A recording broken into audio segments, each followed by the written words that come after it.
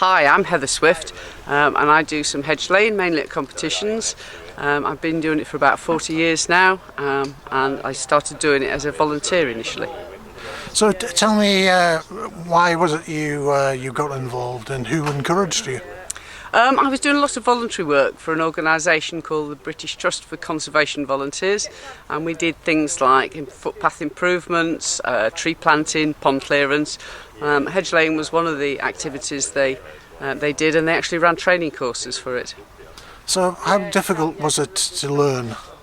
I think that knowing what the basics are, you can learn in about a weekend. Getting good at using the tools and getting good at making decisions, that's the tricky bit, and that just takes experience. You know, it can take weeks, months or years. And what do you think the most important things are about hedge laying? Well, Hedge Lane itself, why do Hedge Lane? They're part of the British landscape, and they traditionally were living fences, if you like. So the Hedge Lane makes a very dense barrier which keeps sheep and cattle in a field and off the roads. It was done as a renewable form of fencing, basically, a living fence.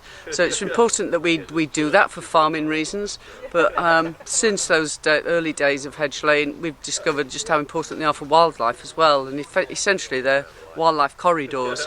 And there's miles, thousands of miles of hedges in the British landscape, but they need maintenance to keep them up. Now, I understand there are various different styles of hedge laying. Can you tell me a little bit about that? Yeah, there are. Well, I've been doing the Midland hedge here. The styles evolve for different reasons. The Midland hedge would be for cattle. So you'd have cattle on the side where you've got all the bushy growth, and then the other side would be arable, where the new shoots can come up. My friends here have been doing a Lancashire and Westmoreland style, which is a sheep style, and that essentially looks like a hedge. So it's got bushy bits all the way around, so that no matter where the sheep are, they can't get through it. Tell us a little bit about the different tools that you use. Yeah, well, there's things that people would recognise, like an axe. A fairly lightweight, short-handled axe is best, because if you're on your hands and knees using it, you haven't got a lot of space. But there's also an implement called a bill hook, which is, I think, what people might call a machete. It's essentially a single blade. It's one-handed tool. That's really dexterous, flexible. You can get into corners. They all need to be really sharp to be effective. And then the other things are saws, traditionally a bow saw, but these days a chainsaw as well. And in the time that you've been doing it, have you seen a resurgence in the craft? It's gone up and down. When I started, there were still a lot of old boys doing it for a living, and then say in the 1970s and 80s, even into the 90s, there was a lot of countryside rangers, countryside management projects, job creation schemes. A lot of people were trained and did it through that.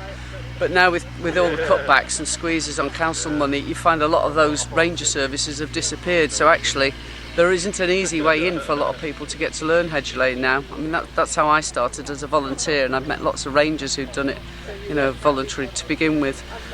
So you say you're from Lancashire. Do you travel very far to practice your skill? Yeah, I mean, we've got a series of competitions in Lancashire and Westmoreland, which is essentially Cumbria.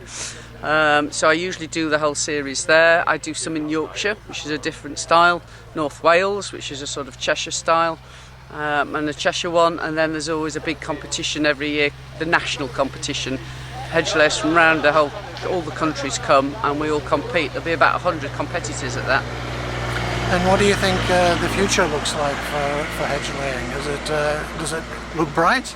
I think if you're a hedge layer, it is. Certainly the agricultural grants seem much more geared now to paying farmers to get hedge laying done properly.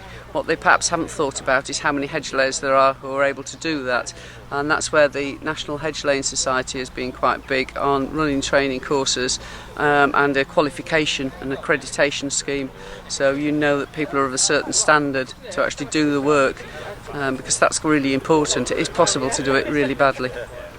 And this event today, which is taking place at Thistleyhaugh near Longhorsley, have you competed here before? Yes, I have. Yeah. I mean, this is one of 3 competitions. There's one in Durham on Friday, one up at Jedburgh on Saturday, and this one at Longhorsley today. The points are added all up, so there'll be a Grand Prix overall winner.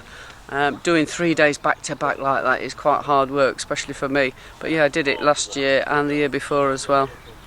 Now,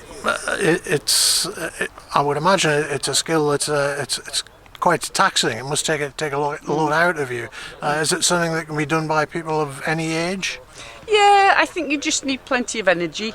You'll save your energy by being good at using the tools, by having tools that are sharp, by not faffing about and dithering, making decisions quickly and just doing them.